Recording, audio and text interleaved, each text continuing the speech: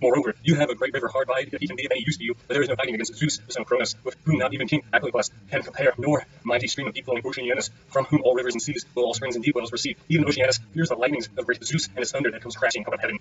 With this he drew his bronze spear out of the bank, and now that he had killed Asclepius, he let him lie where he was on the sand, with the dark water flowing over him, and the eels and fishes busy nibbling and gnawing the fat that were about his kidneys. Then he went in chase of the Paeonians, who were flying along the bank of the river in panic when they saw their leader slain by the hand of the son of Peleus. There he slew Erysichorus, Medon, Asclepius, Menessus, Thracius, Oeneus, and Populatus, and he would have slain yet others, had not the river in anger taken human form, and spoken to him from out of the deep water, saying, Achilles, if you excel all in strength, so do you also in wickedness, for the gods are ever with you to protect you. If then the son of Cronus has vouchsafed it to you to destroy all the Trojans, at any rate to drive them out of my stream, and do your grim work on land, my fair waters are now filled with corpses, nor can I find any channel by which I may pour myself into the sea, for I am choked with dead, and yet you go on mercilessly slaying. I am in despair, therefore, O captain of your host, trouble me no further. Achilles answered, So be it, commander Zeus descended, but I will never cease dealing out death among the Trojans, till I have spent them up in their city, and made trial of Hector face to face, that I may learn whether he is the vanquished or I am.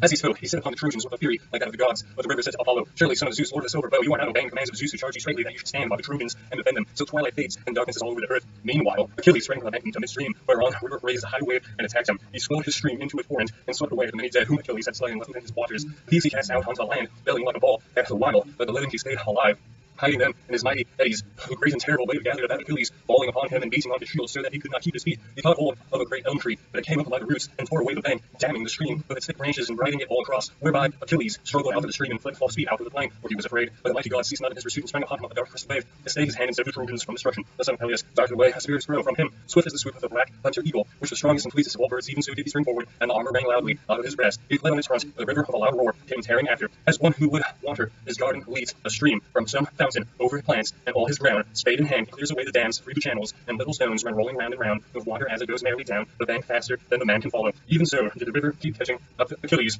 albeit with the fleet runner, for the gods are stronger than men, as often as he would strive to stand his ground to see whether or no all the gods in heaven were in league against him. So after would the mighty wave come beating down upon his shoulders, he would have to keep flying on and on in great dismay, for the angry flood was tiring him out as it followed past them and ate the ground from under his feet. Then the son of Peleus lifted up his voice to heaven, saying, Father Zeus, is there none of the gods who will take pity upon me and save me from the river? I do not care what may happen to me afterwards. I blame none of the other dwellers on Olympus, so severely as I do my dear mother, who has beguiled and tricked me. She told me I was to fall under the walls of Troy by the flying arrows of Apollo. Would that Hector, the best man among the Trojans, might there slay me, then should I fall a hero by the hand of a hero. Whereas now it seems that I shall come to most pitiable end, trapped in this river as though I were some swineherd's boy who gets carried down its horns while trying to cross it during a storm.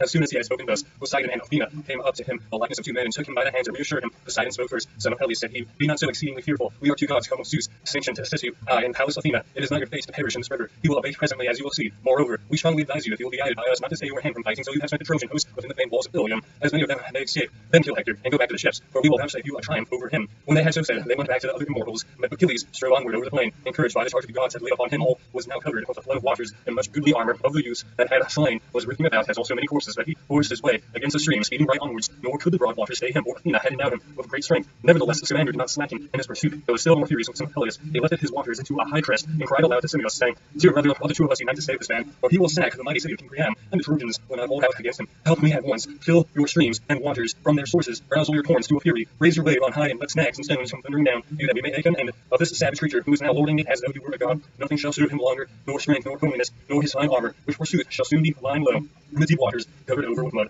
I will wrap him in sand and 4 tons of stitching wool around him, so that the Phrygians shall not know how to gather his bones for the silt in which I shall have hidden him, and when they celebrate his funeral, they need build no barrow. On this he upraised his tumultuous flood high against Achilles, seething as it was with foam and blood in the bodies of the dead. The dark waters of the river stood upright, and would have overwhelmed the son of Peleus, but Hera, trembling lest Achilles should be swept away in the mighty torrents, lifted her voice on high, and called out to Hephaestus, her son, Hotfoot. She cried, My child, be up and doing, for I deem it is with you, that Xanthus is to feign and fight. Help us at once, kindle fierce fire, I will bring them up, the west and white south wind, and a mighty hurricane from the sea that shall bear the flames against the heads of the arm of the Trojans, consume them, while you go along the banks of Xanthus, burning the trees and wrapping him round with fire. Let him not go turn to you back, neither by fair words nor vow, and slacken not till I shout and tell you, then you may stay your flames. On this Hephaestus kindled a fierce fire, which broke out first upon the plain, and burned the many dead, whom Achilles had killed, and whose bodies were lying about in great numbers. By the means the plain was dried with flood state, as the north wind blowing on an orchard that had been sown with autumn rain, soon dries it, and the heart of the owner is glad, even so that the whole plain was dried, and the dead bodies were consumed. And then he turned tongues of fire onto the river. He burned the elms and the willows, and the tamarisk, and the lotus also, with the rushes and herbage that grew abundantly by the banks of the river, the eels and fishes that go darting about everywhere in the water. These two were sorely harassed by the flames that the cunning Hephaestus had kindled, and the river himself was scattered, so that he spoke, saying, Hephaestus, there is no God god, and hold his own against you. I cannot fight you when you flare out your flames. In this way strive with me no longer. Let Achilles drive the Trojans out of the city immediately. What have I to do with quarreling and helping people? He was boiling as he spoke, and all the waters receding, as a cauldron upon a large fire boils when it is melting the lard of some fatted hog, and the lard keeps bubbling up all over when the dry faggots blaze under it. Even so were the goodly waters of Xanthus, beat with the fire till they were boiling. He could flow no longer, but stayed his stream. So afflicted was he by the blast of fire which young Hephaestus had raised. Then he prayed to Hera, and besought her, saying, Hera, why should your son vex my stream of such special fury? I am not so much to blame as all others who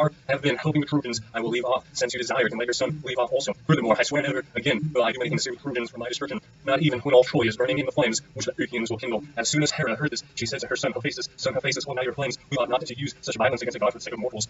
When she had thus spoken, Hephaestus quenched his flames, and the river went back once more into his own fair bed. Xanthus was now beaten, so there too left off fighting, for Hera stayed them, though she was still angry. But a furious quarrel broke out among the gods, where they were divided councils. They fell on one another of a mighty uproar. Earth groaned, and the spacious firmament rang out as with a blare of trumpets. Zeus heard as he was sitting on Olympus, and laughed for joy. When he saw the gods coming to blows among themselves, they were not long about beginning, and Ares pierced her shields open the battle. Sword in hand, he sprang at once upon Athena, and reviled her. Why, vixen, said he, have you wakened the gods by the ears and pride and haughtiness of your heart? Have you forgotten how you set Diomed, son of Tydeus, on to wound me, and yourself took visible spear and drove it into me the Hershma of my fair body? You shall not suffer for what you had did to me. As he spoke, he struck her on the terrible tassel of Aegis, so terrible that not even can Zeus's lightning pierce it. Here did murderous Ares strike her with his great spear. She drew back, and with her strong hand seized